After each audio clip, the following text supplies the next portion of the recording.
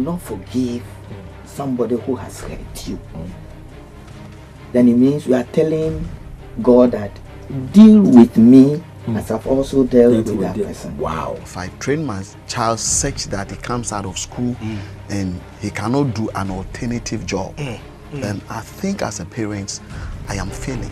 The midnight that you cannot sleep and thinking about this child, tell yourself, Lord, I hand over this my wayward child unto you. It is not about the job the person is doing in terms of what we think. But at the end of the day, is it the will of God? I think that it's very unhealthy for couples to be talking about breaking up and threatening them. It doesn't really solve. If the person is unrepentant, that cannot change it. Start with prayer. One of the sickness that I pray to God everybody will get one in his life before they die and become a ghost is toothache. One of I don't know if you had toothache before. I've had it before. You can't sleep. The anointing doesn't solve it. No. Watch Weekend Family Review with Dollarich every Saturday at 8:30 a.m. and a repeat at 7 p.m. Weekend Family Review, bringing the families together and reshaping society for tomorrow's generations. Wow, you're welcome to yet another beautiful weekend with us here on GTV Live. And you know, this is the Weekend Family Review Show with me, Johnny Cole Dollarich. And let me say a big thank you for watching, and please take this opportunity to call somebody to tune in to watch the program. And our command, please let me remind you, it is bringing the families together and reshaping society for tomorrow's generations. Yes, we do believe in your family. We do believe in the welfare of your family. Our WhatsApp line is still up screen, and our Facebook page, Weekend Review with Dollar. Just get connected with us. Let's do the show together. But remember, today is the Mother's Day edition of Weekend Family Review Show. And please take this opportunity. Call your mother, call your wife, call your auntie, call somebody dear to you. Any mother who is out there who has been a blessing in one way or the other, please wish them a happy Mother's Day. When you do not forgive somebody who has hurt you, then it means you are telling God that deal with me as I've also dealt with that person. Wow. If I train my child such that he comes out of school and he cannot do an alternative job, then I think as a parent, I am failing. Intercede in the morning, in the afternoon, in the evening, the midnight that you cannot sleep and thinking about this child. Tell yourself, Lord, I hand over this my wayward child unto you. It is not about the job the person is doing in terms of what we think. But at the end of the day, is it the will of God? Is that what am I looking at pleasing God or looking at pleasing the people around us? Once you get into marriage, unless it's a very threatening situation where life and death, is on the line, I think that it's very unhealthy for couples to be talking about breaking up and threatening them. It doesn't really solve. If the person is unrepentant, that cannot change it. Start with prayer. Watch Weekend Family Review with Dollarich every Saturday at 8:30 a.m. and a repeat at 7 p.m. Weekend Family Review, bringing the families together and reshaping society for tomorrow's generations. You're welcome back, and thank you so much for staying on, and the program still continues, and it is the Weekend Family Review Show right here on GTV Live. And I command it, so sweet. We say we are bringing the families together and reshaping society for tomorrow's generations. Yes, we do believe in the next generation. We do believe in your family, your wife, your husband. We do believe in the children of yours, because whatever that it would take for us to have a free and a good society, that is what we are praying for. And please take this opportunity. Like I said earlier, it is Mother's Day edition. Call your mother, call your auntie, call your wife, call somebody, your sister, because they are really doing well. But let's go to my guest. Last week she was here. She was such a blessing. And I gave her a title, Reverend. And I still maintain that title. And she's Mrs. Faith Iwa, Human Resource Department, GBC. Thank you so much for coming. You're welcome. How are you? I'm doing great by God's grace. I see. Happy Mother's Day too. Thank you. And you're looking all awesome. We give the glory to God. You see now. And to my far left is this nice gentleman, and he's a reverend minister, but this is his first time on the program, and I'll let him do his own introduction so that he will tell us who he is and where he's coming from. Reverend, you're welcome. Thank you very much. And how are you, please? I'm doing great. You're looking good. Thank you. Okay, tell us where you are and where you're coming from. Reverend Francis Dweyale, Senior Pastor, Bridge Ministries at Awoshe. You're welcome once again. Thank you. How's the family?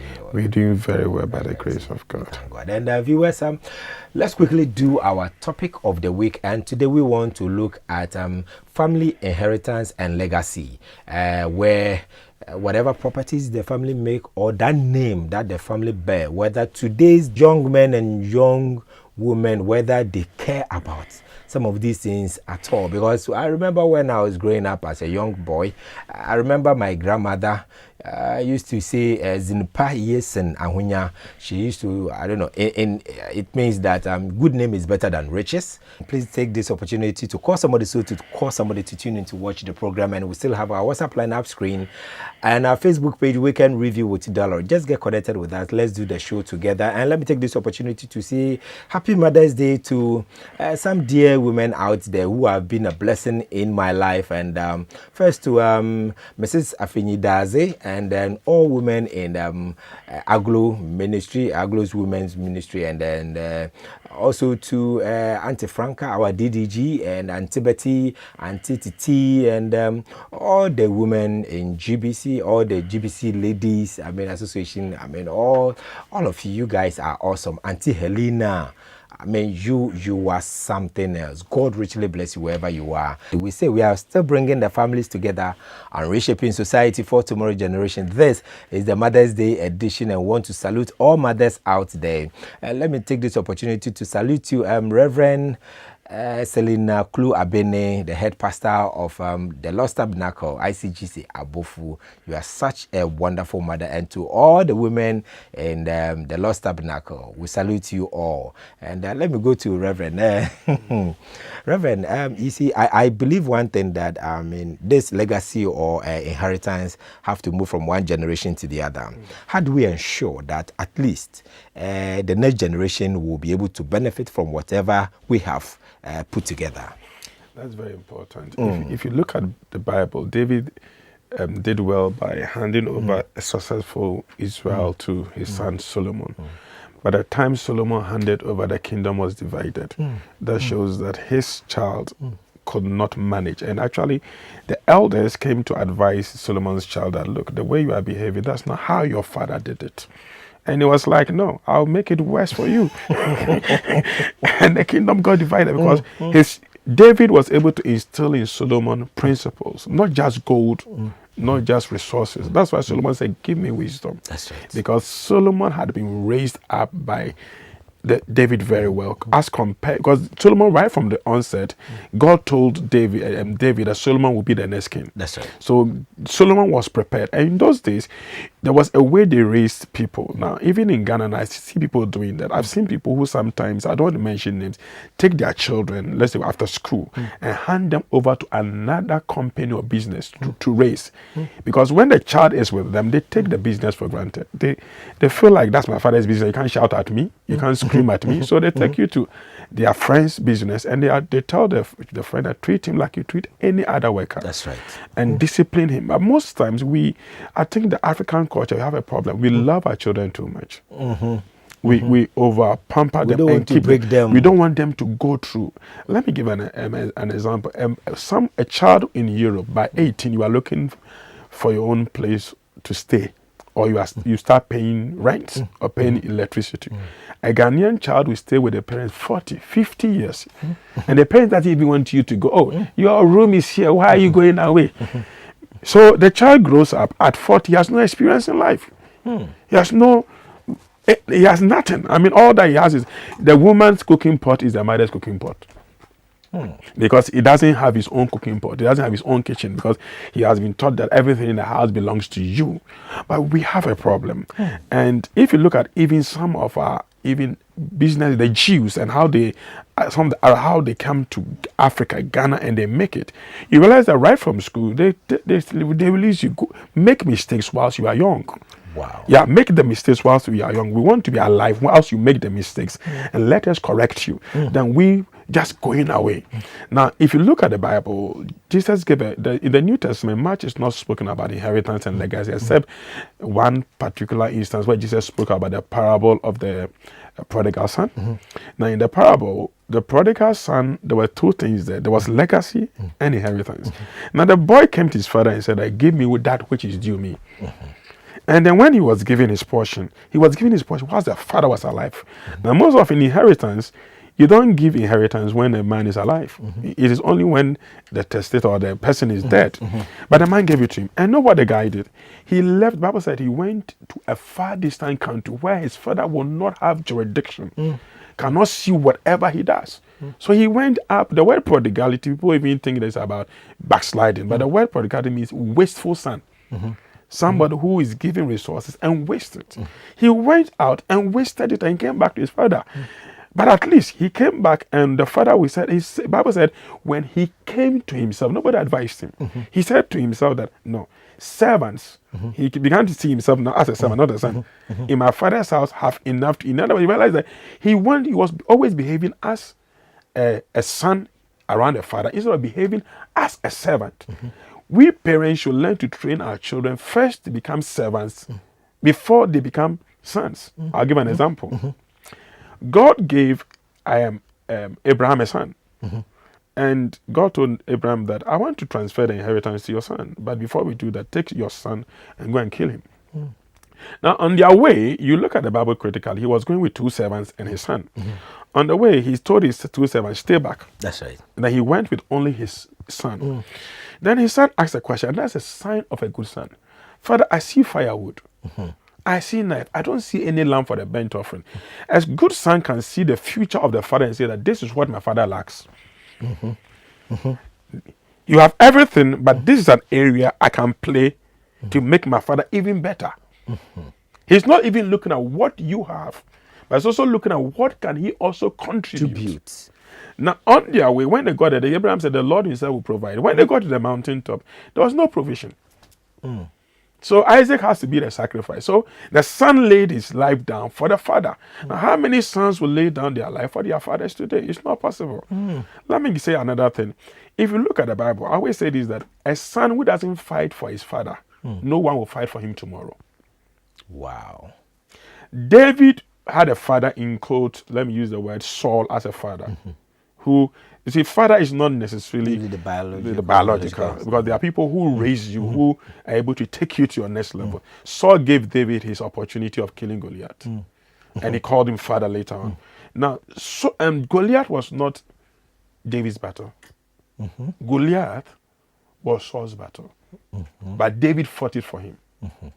Years later, there were giants who were even stronger than Goliath, who had 6 fingers and 6 toes, who came to fight David, and David was too old. His mighty men pulled him aside and said, you are the light of Israel. You can't fight. And they fought for him. If David had not fought for his father, nobody would have fought for him. We have children today who are fighting no battles. Their parents are doing all the battles. They are waiting for inheritance. But if they put those inheritance in your hands without structures, you are going to come down. This is serious. I'm humbled. The program still continues, and it is the Weekend Family Review Show right here on GTV Live. And this is the Mother's Day edition, and we are discussing family inheritance and legacy. And something is happening here. I don't know about you, but if you can look at your parents, you can look at your children, and I don't know what goes through your mind. If sons are not fighting any battles for their parents, nobody is going to fight any battles for them. Definitely. This is serious. Definitely. Mama Faith, are our children actually learning anything in life now? Or are we really impacting anything into them? What is actually happening to our society, especially the youth now? Well, I think these discussions are appropriate so that we can save the situations. In Ghana, we have seen people who have made it, That's right. but their children just threw it away. We have seen people too who have made it, and they have brought their children in, and they have brought technology, and they are building those businesses up.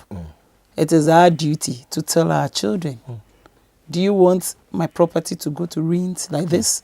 Or you want to build it to another level? Because if you build it, you enjoy from it, your children will enjoy from it, and your children's children will also enjoy from it. So it isn't that we are not doing much, but like I said earlier, we've been busy going up and down. But I think it's good that we are realizing it so that we will come back, because our parents made a conscious effort to let us appreciate good name. So we also have to make sure that we let them appreciate it. But sometimes you want to ask yourself, do you also have any good name? If you, the parent, you've not built any name for yourself, you are not known in anywhere, you don't do anything, your work, everything, you are not doing anything, what are you even leaving for that child? Is it even worth emulating? So it is a wake-up call for us as parents and for the children as well. At first, somebody will tell you, I don't have all the riches, but I have the name. I have the integrity. I'm not a thief. I earn my my money well. So that person is proud. So he wants to instill that into the children. Don't steal anybody's money. If we are instilling that, then we will not have problem. Now all we teach people is that acquire wealth. Get the money, get the big cars, and get the property. The quicker way. So corruption is everywhere, because we don't question how riches are made these days. All we care about is the money. But name is better. So we need to go back to the drawing board. Tell our children, yes, you can get that money, but get it through the right way, so that you are not put in the position, and when they say go and build the road for us, you take half of the money and send somewhere. Then when one rain comes, everything is off. When there's a disaster, the whole building will collapse on people and we will lose people. It is because we are not imparting good name into our children. Integrity is important. So yes, this is a wake-up call. Let us teach our children that good name is better than riches. If you have the name, which probably might be a legacy, you've come to inherit from your father or your grandfather and all that, and you want to impart it, or you want your children also to follow suit. Are there some modalities? Is there any way you have to? Yeah. You see, in the Bible, I love to use the Bible. That's right. In the Bible, one of the things I realize is that, and it's a rule, I have that rule. Anybody you can't send cannot inherit you. Look at the Bible. God sent Jesus. David's father sent him. Saul's father sent him to look for the lost asses. All of them, it was out of being sent that they discovered their own destiny. Now, sometimes children become too big that their father can't even send them. Their father is even shy of them. To even wake them up, that my child, get up and buy me water at the junction. Their father will sit down. But look at these people I mentioned. They became great because they were sent. David was sent to go and give food to his father, his brothers. Joseph was sent to go and give food to his brothers. I mean, Saul was sent to look for his father's lost asses. Jesus was sent to look for us. So now, if I can't send you, why do you want inheritance? Wow. Now, the next thing we need to look at is that if you look at the biblical way of making it, young parents were very particular about marriage, because marriage can make or break you.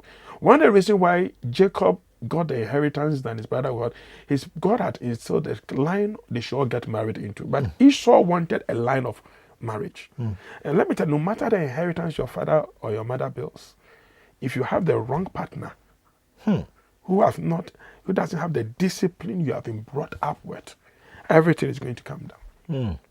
So one of the things also parents should also look at is who does my child wants to date, or what person does my child want to marry? Because the person, in the Bible, when in the Jewish and even Islamic culture, when a man dies, his children, but if he doesn't have a male child, there is the daughter.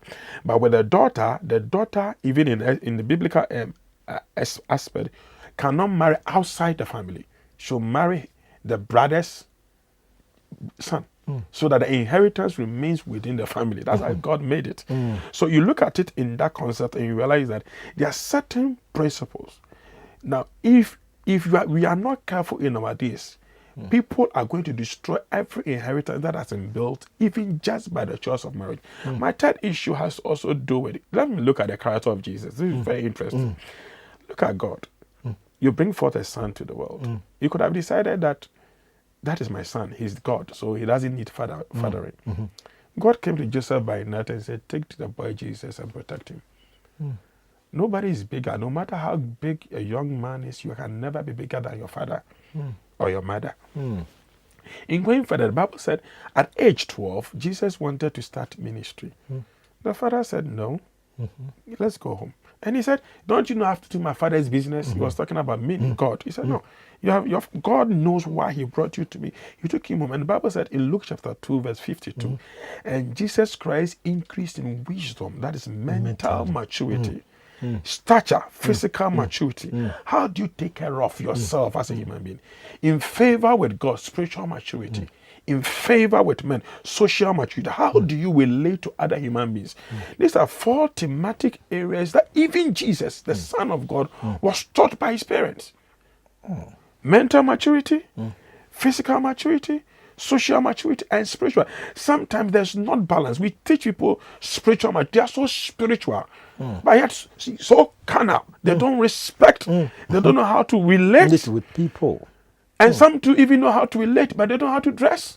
They don't know how to eat well. Because look, if you want your inheritance to, I have kids around me who sometimes tell me, I remember years ago I wanted to eat this trophy. One of my you can't eat it. You can't eat this food. You must. They don't allow me to drink Coca-Cola.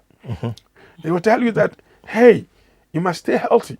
So if you instill the discipline in the children, a time comes that the rules that are set at home, the children themselves want the rules to abide with all of us because we want to grow older, fresher, and better.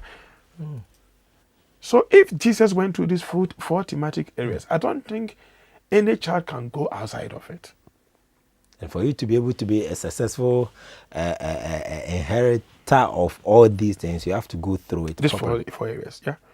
Mental toughness is very, and let me give an example. Some time ago, I have a lot of sons in ministry. I asked one of my sons to call somebody for me. When he went to the office, they said the person is not there. I said, it's because of the way you approach the office. Then I sent a driver. I said, go and call them. When he goes, say, good morning. I am Mr. So-so-and-so. Can I see Mrs. So-so-and-so? I've been instructed to bring her out. When she went, they brought the lady out. Now, the first person went and said that I'm looking for Mrs. So-so. They said, she's not available. So it's about also mental toughness. How do you handle issues? If you need to collect debt, how do you collect it? If somebody is owing you, how do you deal with it? All these things are taught. The people just don't come up and know it.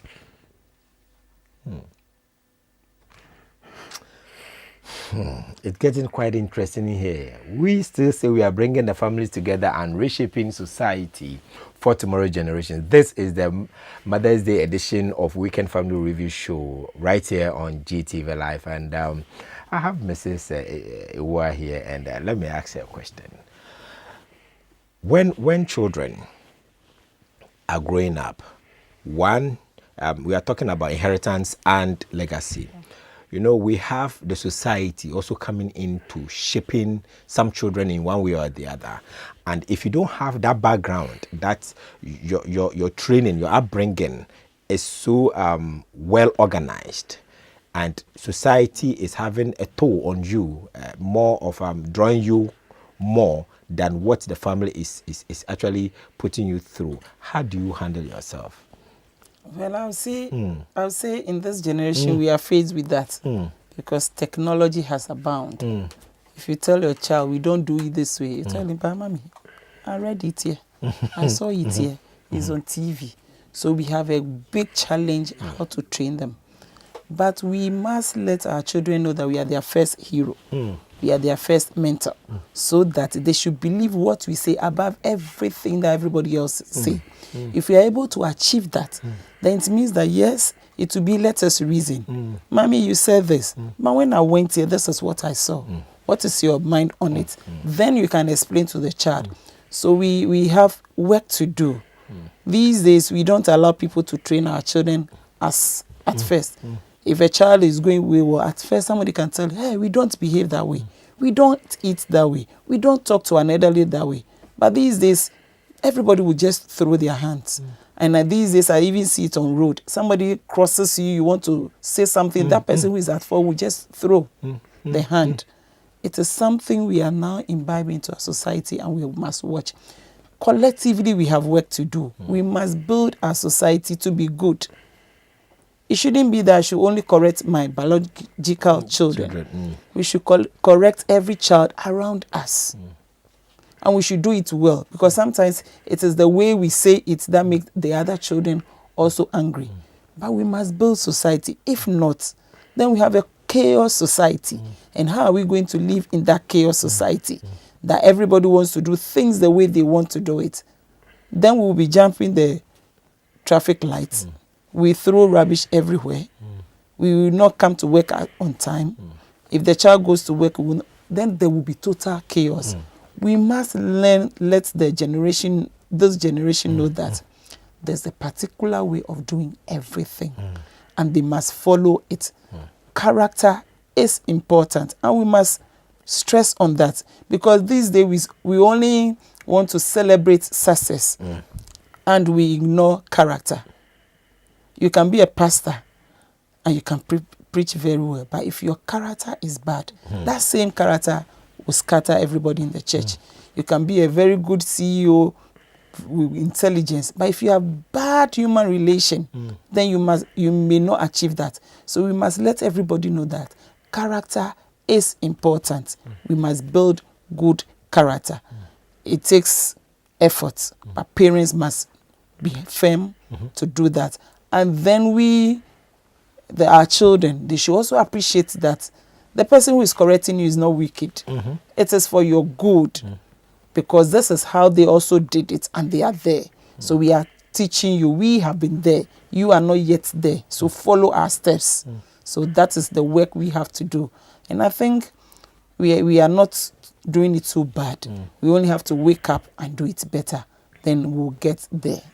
When you are faced with children who think that you're old-fashioned, I mean, they have new trends of doing things, and this your legacy and all these things, and this is how the family used to be and all that. No, you're of old. I mean, they feel they have a modern way of seeing things, and how do you get them to appreciate? I understand you. I love what Ma said. You see, interestingly, parents are to blame that if your child starts thinking that you are outmoded, you the parents are the problem. You see, the word of God is for instruction and correction. You don't correct until you have instructed. Most parents want to correct before instructing. If you don't teach me what to do, why do you correct me? Wow. You see, when we went to school, the teacher taught us. After we have been taught, we write an exam. When we don't do well, then we write correction. Then if you still fail the correction, we are whipped. That's right. But if you have not told me what to do and I do the wrong thing, why do you beat me? Parents, you don't have time to teach your child how to do it, when to do it. Then he does it his own way. You leave the child to friends, neighbors. You are always busy, up and down, and before you know, he has picked up a mindset or a culture from his friends. Now that you are in retirement, you want the child to now retire with you in the house. The child has lived all his life in a solitary mood away from home. So it's not your retirement age that is nice, and you don't visit me, you don't come home, you think about modern and cold. No. So one of the things I tell people is that before you can try to correct anybody, first listen to the person. Jesus said, be careful how you hear, not what you hear. So now, how you hear is different from what you hear. Like if I say that, pick a fire extinguisher and hurriedly run to your office, you might say that I said pick a fire extinguisher. That's not what I said. I said there's fire in your office. So when a child is saying you are outmoded, he's communicating. And you, the parent, need to know, where is this child coming from? Which angle is he coming from? You see, sometimes it's true that we are molded. Sometimes, but it starts from child. Let me give an example. Happy Mother's Day to my mother. Is a Reverend minister. She took care of me. Reverend Dr. Beta Bambabuat in Christ House of Prayer. She took care of me alone without my father. But if I go out and I come back with a new dress, my mom will ask me, who gave it to you? And I say, Mr. So and so. He said, let's go and thank him. Now, woe unto you if it's a lie. Now, I mean, woe unto you. My mom will tell you, if I see you holding a lady's hand, you will marry the lady. Yeah. So we were careful not to even hug. If the holding of hand is bringing marriage, then marriage. For the hug. And you know, my mom raised 3 boys, and none of us went wayward. So it was based on how she went step after step. If you do this, this is what happens. If you do that, this is what happens. Now, I have a friend whose parents said to him years ago that they were watching TV and they saw somebody who was leprous. Sorry. But he said that, Daddy, what is that? He said, if you don't bath for 3 days, you become leprous. So this boy could bath twice in a day. Wow. It's a mentality that was put into his head from childhood. See, he doesn't want those things. So That's right. he grew up to know that the father was not speaking the truth anyway. But it has already been formed as a culture that he loves to take his bath. But the next area too is that when parents lie to the children, especially in the area of sex, and they go out and find out that what they ask you lie to them, one of the things that's going to happen to you is that they are never going to believe your word, because the one who taught them the truth has proved to them that you are the liar. So parents should always try to speak the truth. Sometimes even by telling them that this thing I'm going to teach you at the right time, you will know and understand. You will appreciate it more when you grow older. Don't let anybody push you in at this time.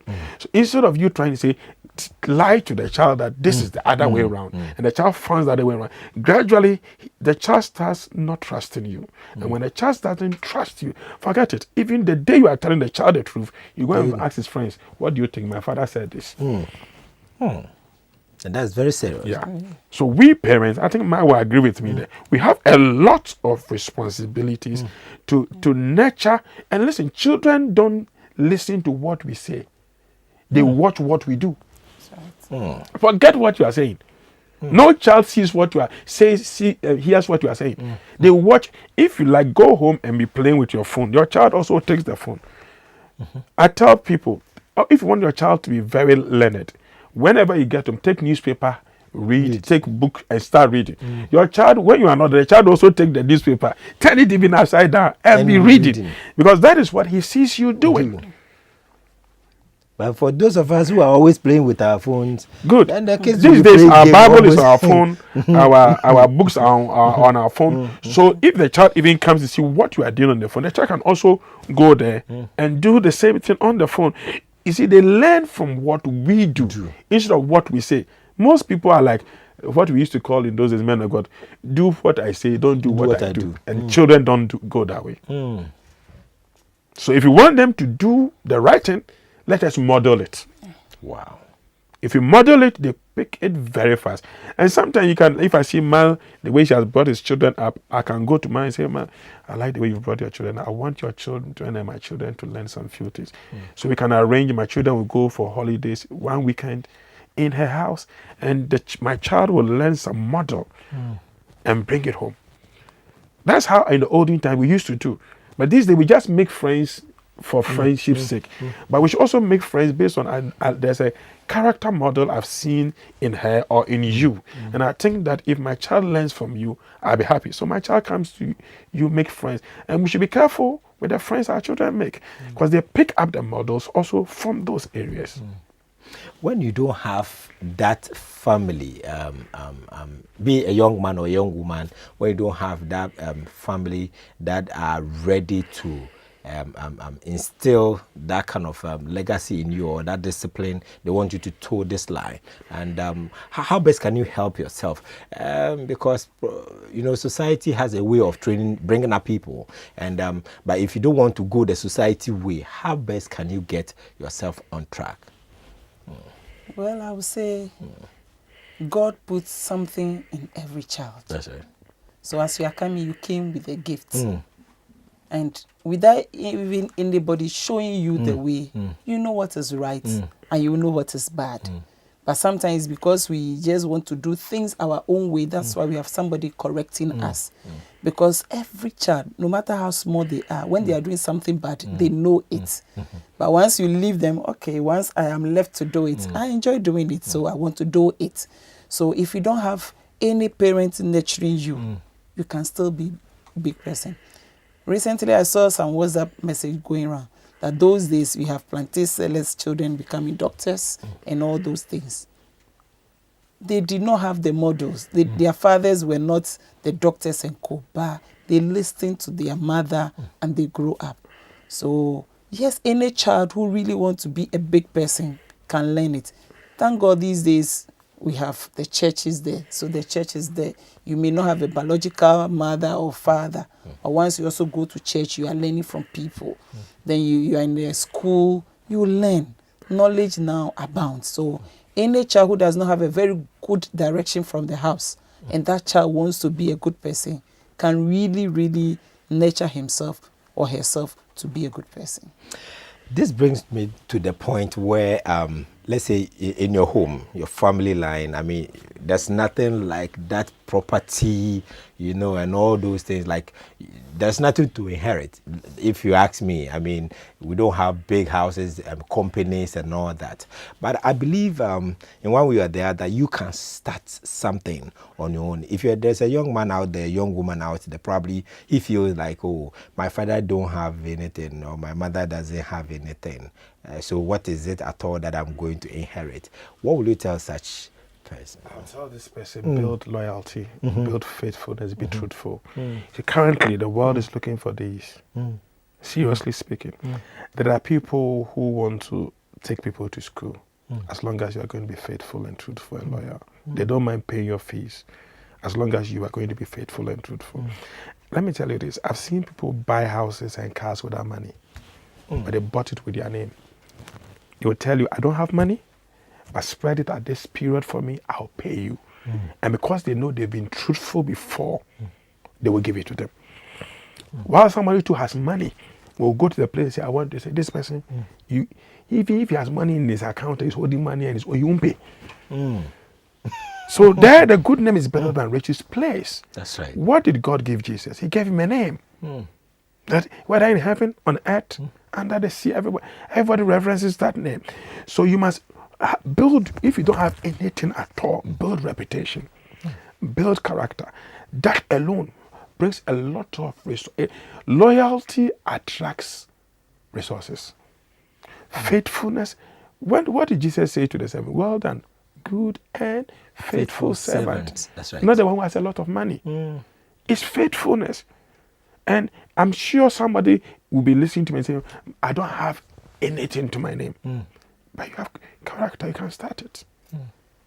Truthfulness, you can start it. Somebody gives you an opportunity. What did Joseph have? He had nothing. A prisoner. He went to work in somebody's house, was so faithful that the man said, I'm even giving you my wife.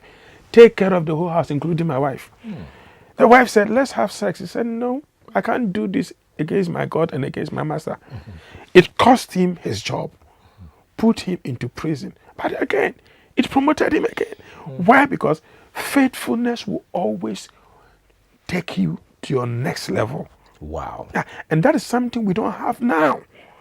Faithfulness. We don't have it. People cannot be trusted.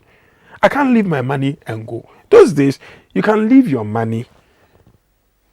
These days, even the money is in your pocket, people are tearing it off.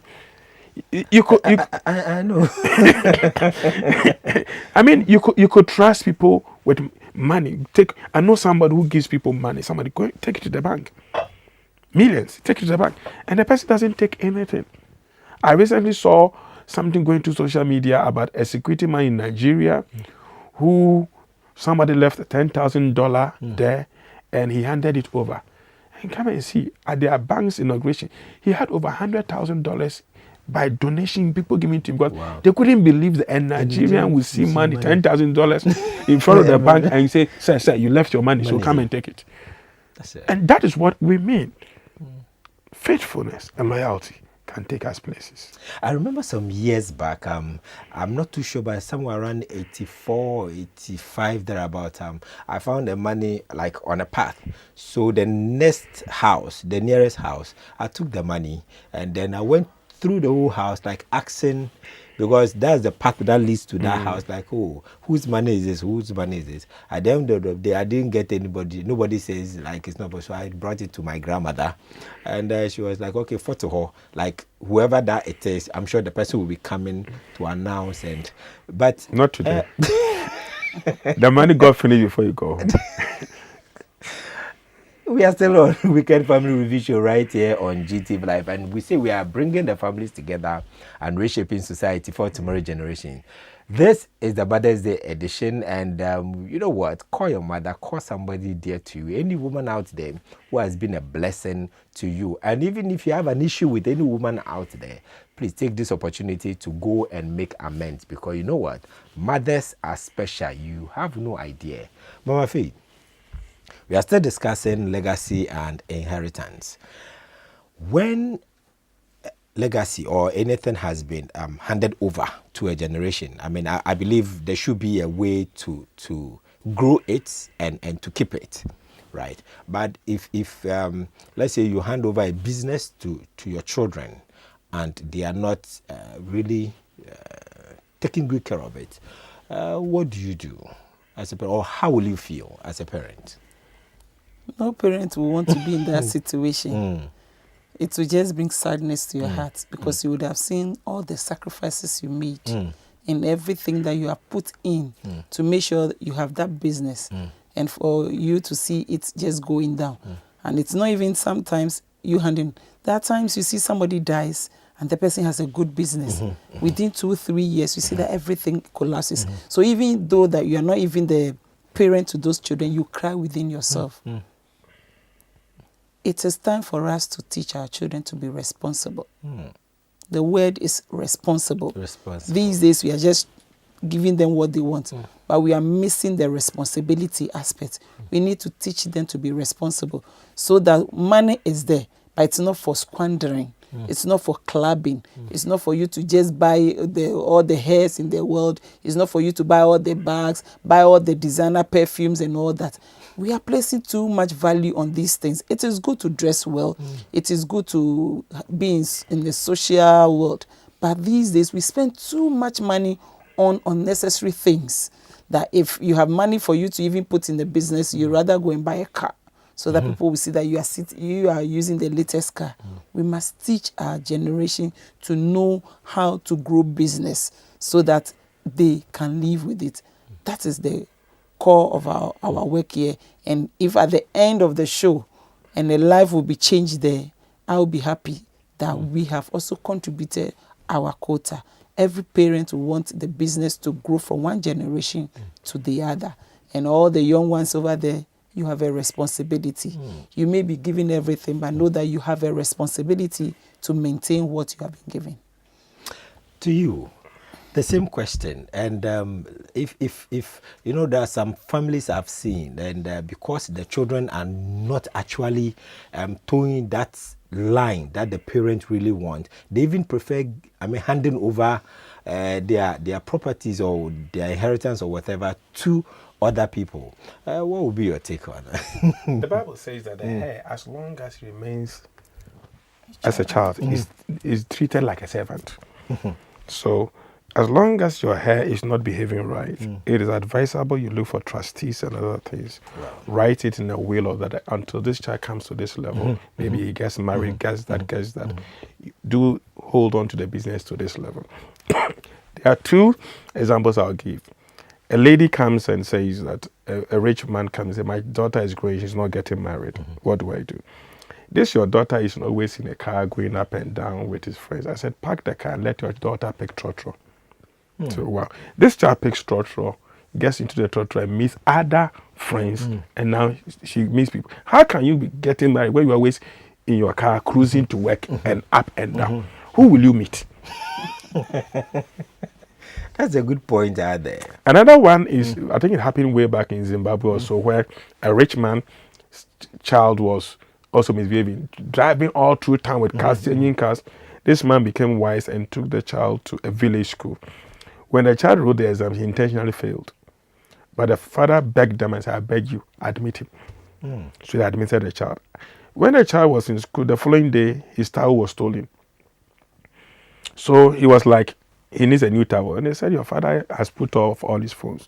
So he has to learn to borrow somebody's towel to use. And that's the first time. It taught him something called humility. Then that boy's towel was also stolen. So he called the guy and that, call your parents to bring another towel. He said, you don't know. You don't know how my parents struggled to get me this towel. No. You have somebody to call. I don't have anybody to call. So the new circle of friends started making the boy to think that, look, I have so much. And I'm wasting it with these friends who also have so much. But there are people down there who have nothing. Look at me. I can take care of all of these people. And yet I was wasting those resources. So the environment you put those children, if let's take it that I want my child is interested in, let's say, music, and I'm interested in banking. Well, do your music. But I'll let you go through, educate yourself in certain areas that can also become beneficial. Because sitting on a board and those things doesn't necessarily have to be like you're into banking. People can managing the business for you. But you need the brain, you need the knowledge, you need to understand how things work. And principles are principles, they work everywhere. 1 + 1 is 2 in Canada. So is it in Ghana. And so the principles work everywhere. So you need to put into your head those principles. You do your music.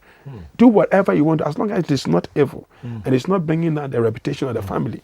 But at the end of the day, if you have to sit on a board, you have to make quality decisions. You don't have to necessarily be a banker. And those decisions will come from a brain which is at work at a certain level. If not, then you sit down and be paid monthly till you mature to inherit. You see, I asked this question because you were hitting it right there. There are some families that, because of the name they have, we are lawyers, we are bankers. We in this family is all doctors, and they want you. Right from school they want you to follow suit. But here's the case: you also have a different interest. Probably, like you mentioned, you want to do music, you want to go into maybe some trade and all that. But your mom or your dad will say, no, this is not us. So you have to be like us. How do you handle it? That is difficult because you see, the Bible didn't say train up a child in the way you want the child to go, in the way he should go. Let me use the same example of Jesus. At age 12, he wanted to do ministry. The parents stopped him, go to school, educated him. And then the first time Jesus had to do a miracle, guess what? The mother said, let's go for a wedding. Initially, Jesus didn't want to go. Then Jesus told the mother said, we've run out of wine. Do something. He said, Ma'am, my time is not yet up. And that means the mother has been telling him that, calm down. This is not the time. And then the woman didn't mind her. She went to tell the workers, I know my son. Whatever he tells you to do, do it. So he comes there obeying the mother still. And said, fill the vessels with water, which is something that they would not have done. They did it, and this began the ministry of Jesus. So the mother of Jesus did not stop the purpose of Jesus. Parents are not supposed to stop the purpose of their children. They are supposed to help them to become better. So Jesus was stopped at 12, but was reintroduced by the parents at 30. So if your child is not interested in that area, and this is the area you'll be in, as I'm saying, education is broad. It can be a board. There can be something that the child can sit on, not necessarily being part of it, but can have an input so that if they say balancing the equation or bookkeeping or whatever, the child knows what all those things are about. Not that because he's so much into music, he doesn't understand. Do you know that Jesus' father was a carpenter? By all his parables, he never gave any parable in carpentry. All his parables were about farming and whatever. Planting, all those fishing. But I thought your father being a carpenter, you'd be talking much about carpentry. But he didn't. So let's not fight the children. In that way, we kill them. And it's not everybody also who discovered their destiny early. Moses, let me use the word, discovered himself when he was 40. Started his life or ministry when he was 80. It took 40 long years to rediscover all those things. So sometimes it takes a time. You know, Joseph took about 12, 13 years. Jesus also took 18 years. So everybody and his span of life. Again, Joseph took like 12, 13 years. Jesus even took 18. Moses took 40 years. Abraham took, I think, 60 years. So the development of everybody is not the same. Sometimes we are too quick to say, do this. When the child at that moment is not psychologically ready. He's not ready. He's still boyish or girlish. When I was a child, I thought like a child. I behaved like a child. But when I became a man, I put away childish things. So you need to look at the child and see that at this stage, he's putting away childish things. And it's a long project. And if you rush the child in there, sometimes you might end up losing. So sometimes whilst you are alive, you put him on a board. We are going for board meetings. Sit, let's talk. So whilst you are there, he's also making input. You are listening to his input to see whether what he's saying is also good or it's not good. Then you go, son, even though you are into music, you are in this area, next time say it this way, go that way, go that way. Next meeting, let me see how you do. You are training the child to pick it. And again, if you don't accept me, I will not accept you. It's a principle of life. We go for meetings and sometimes some people say things like, whenever I talk, people don't listen. One man was angry. I said, because you don't listen to anybody. Let's say we are talking, you are talking to your child and the child says that this, no, it's not true. You can't do that. You are not listening. As soon as you also speak, the child will not listen. When your child speaks, say, well, I think what you are saying could be true, but why don't you also reconsider this? You are trying to tell your child he's intelligent. But if you make your child, no, throw it away. What I'm saying is fine. You must do it. Get it done. Then the child says, you want me to take yours, but you think mine is foolish. So, you know, strangely, my little boy said something the last time. He said, Daddy, when I told you to, you didn't want to accept it, but you want me to accept what you are saying. Good. I really got shocked a bit, and I have to organize his thought around, and I started coaching him a little bit about all that. They are smart. John 6, the Bible said Jesus, knowing what he would do, asked the disciples, whence can we find bread that this may eat? He knew that he would do a miracle, but he asked them, whenever you ask people their opinion, they get involved. You don't get your opinion done and try to bring it to them that let's do it. He's a child, but what do you think? You have to involve. When you get them, Jesus got the disciples involved. He asked them, whence can we find bread that this may eat?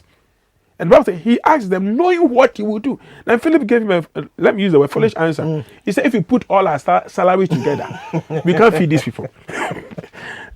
But he had to listen to them. And so it even happens at meetings, board meetings and big family meetings. You don't listen to your wife, don't listen to anybody. We are doing this. I'm the head. It's fine now. Okay? So you go ahead, everybody's watching you. Because they were not involved.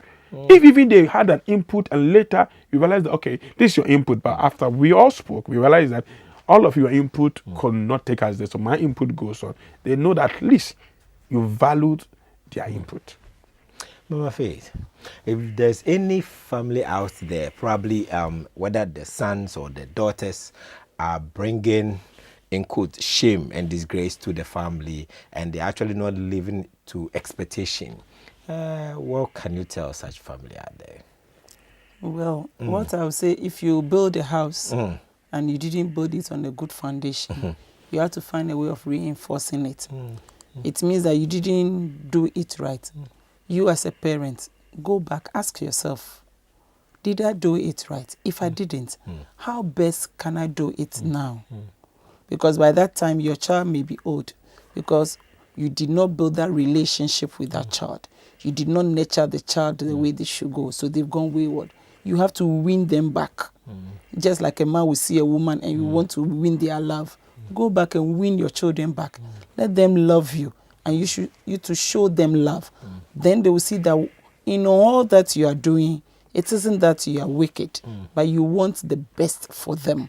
And in doing that, maybe as human as you are, you also erred, because parents also err. That's right. Just like we were talking about them choosing their career. Sometimes we want to force them. Thank God these days in Ghana, even in secondary schools, parents have been taught not to force the children to choose a particular course. Because I want you to be a lawyer, you must do this. Because I want you to be a doctor, you must do this. We now allow them look at their capabilities, then we guide them. And when your child is growing at a place, you should know that you have to move from just forcing them to do something to guiding them.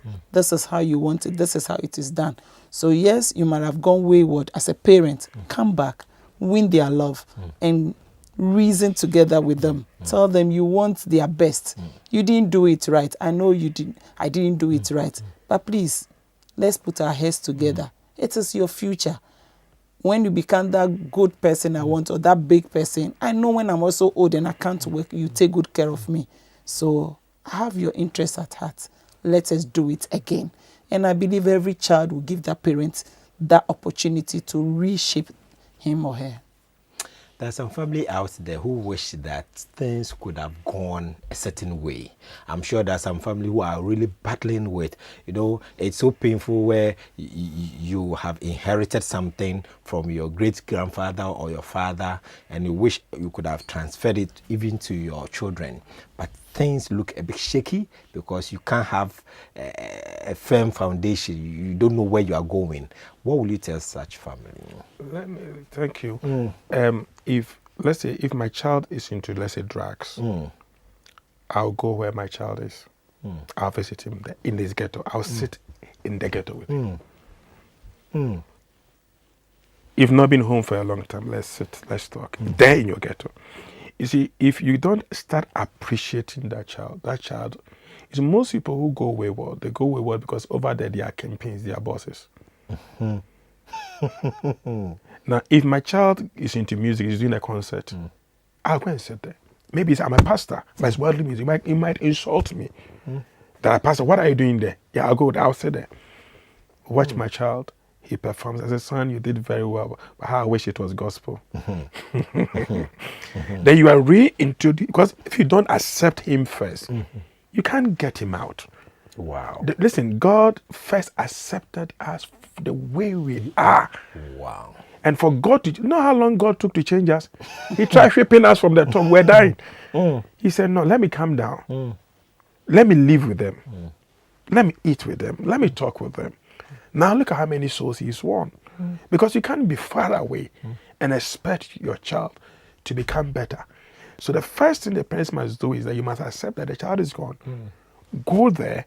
The prodigal son, the father was waiting at the junction for him. And when he saw that the son was coming, he met him halfway. That's right. He met him halfway because the servants would not allow the child in. So he met him halfway, and just at the entrance, he said, bring my son a new robe. Bring my son a new shoe. Put the ring. All that is lost. Put it back. He was lost. He has been found. Because sometimes they might want to come back, but you know something, pride, arrogance. But you see, that is your... And we as parents will account for these children. Let's not forget it. God didn't make a mistake by putting them in our hands. He could have given it to any other. But he knew that we could be able to take care of them. That's why. So it is up to you to do whatever it takes. Wow. If he comes by, Bible said, even though he was God, he humbled himself. Made himself of no reputation. That's a big word. And that is a father. And every father must have a big heart. If you have too small a heart, you can't handle greatness. And most of stubborn children are great people. That's why Satan is after them. They have very bright and great future. That's why Satan wants them. And so we need, the fathers to play very, very, very important role. And as I said, these are some of the roles you can play. But most and foremost, there's nothing God cannot do. Wow. Prayer works.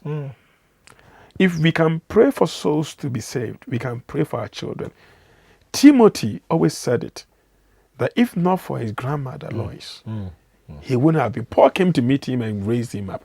But the one who put the foundation in him. And so especially our mothers, people don't know that God answers the prayers of mothers seriously. And parents also don't know that most of when parents fight, the children fall sick.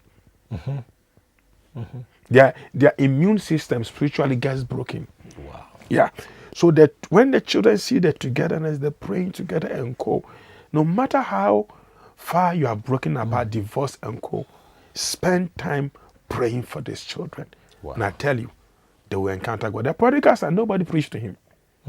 Nobody did. I'm sure the father was praying. The Bible said when he was about to eat the food of pigs, he came to himself. That means he was mad. That means he has lost his brain. All that he was doing, it wasn't normal. Something had taken possession of him. But he came to himself and said, I'm better than this. Wow. Prayer works. Prayer indeed works. And I don't know about you, but this is a program I will never miss for anything. Every Saturday at 8:30 in the morning, and they repeat at 7 p.m. Weekend Family Review, which say we are bringing the families together and reshaping society for tomorrow's generation. And once again, let me say a big thank you to all mothers out there, and to my one and only lovely, sweet, my wife, Mrs. Joyce Dollarich, and you are awesome. I mean, for you, sometimes I don't want to say much. God richly bless you and everything you are doing for the family. God bless you. God bless you. Reverend, thank you so much for coming. Thank you. It's a blessing having you. I mean, it's so powerful today. And my Reverend Mrs. Fete, as for this Reverend titleship, you have earned it. You have earned it. God bless you. God bless you. And to all mothers out there, and to everybody who appreciates the worth of family, God richly bless you. If you say a prayer, please say a prayer for me too, so that we will be strong enough to do this program for you every Saturday. And what can I say? We'll see you same time next week. God richly bless you.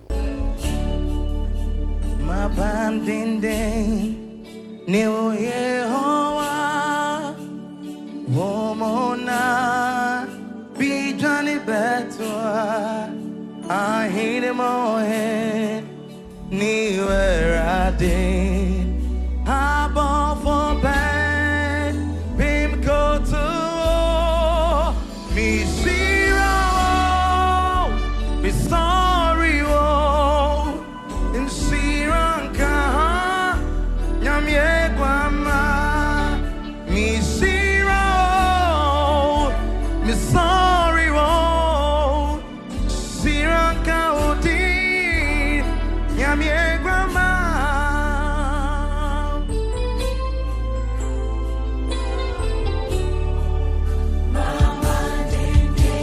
New Year,